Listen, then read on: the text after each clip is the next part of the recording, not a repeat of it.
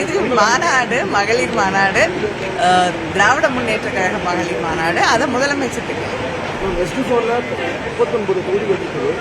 உங்களுடைய டார்கெட் என்ன? 14 தொகுதி தான் நம்ம இல்லைங்க.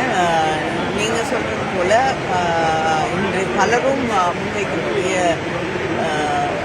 ஒரு விஷயம் வந்து வெஸ்டில் வந்து இந்த மண்டலத்தில் திராவிட முன்னேற்ற கழகம் எவ்வளவு வெற்றி பெறுவார்கள் எத்தனை தொகுதிகள்னு நிச்சயமாக எல்லாரையும் ஆச்சரியப்படுத்தக்கூடிய அளவிற்கு முதலமைச்சர் அவர்களை மகிழ்ச்சி அடைய செய்யக்கூடிய அளவிற்கு ஒரு மிக பெரிய வெற்றியை மேற்கு மண்டலம் ஈட்டி தரும் என்று திட்டங்கள் எந்த அளவுக்கு ரீச் ஆகுதுன்னு நினைக்கிறீங்க மேடம்? மகளிருக்கான திட்டங்கள் கடைக்கோடி வரை எந்த அளவுக்கு ரீச் ஆகுது? இன்னைக்கு சாயந்தரம் வரக்கூடிய கூட்டத்தை பார்த்தாலே உங்களுக்கு தெரியும் வந்து எவ்வளோ ரீச் ஆயிருக்கு. என்ன மாதிரி ஏற்பாடுகள் பண்ணி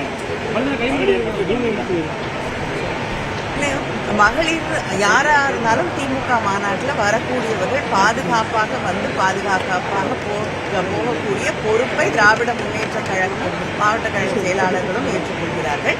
அதனால் வரக்கூடிய மகளிருக்கு போதுமான மருத்துவ வசதிகளிலிருந்து குடிதண்ணீரிலிருந்து உணவுலேருந்து அவங்களுக்கு ஆம்புலன்ஸ் தேவைப்படும்னா அதிலிருந்து மருத்துவ முகாம்கள்லேருந்து எல்லாமே ஏற்பாடு செய்து தரப்பட்டிருக்கிறது. வாகன வசதி வரக்கூடிய அந்த வண்டியை நிறுத்துறதுக்கு ரொம்ப தூரம் இல்லாமல் நிறுத்துறதுக்கு பல முறை முதலமைச்சர் அவர்களே வந்து சரியான நேரத்திற்கு நிகழ்ச்சியை முடித்து அவர்களிடம் பத்திரமா போய் ஊர் சேரக்கூடிய ஒரு நிலையிலே நிகழ்ச்சியை நடத்த வேண்டும் என்று அறிவுறுத்தி இருக்கிறார்கள். அதனால் எல்லா ஏற்பாடுகளும் அவர்கள் மகளிர் வரக்கூடிய சகோதரிகள் எந்தவித பிரச்சனையும் இல்லாமல் வசதியாக வந்து பாதுகாப்பாக செய்யக்கூடிய எல்லா ஏற்பாடுகளையும் மாவட்ட செயலாளர் இங்கே இருக்கக்கூடிய பொறுப்பேற்றக்கூடிய மாவட்ட பொறுப்பாளர்கள் மண்டல பொறுப்பாளர்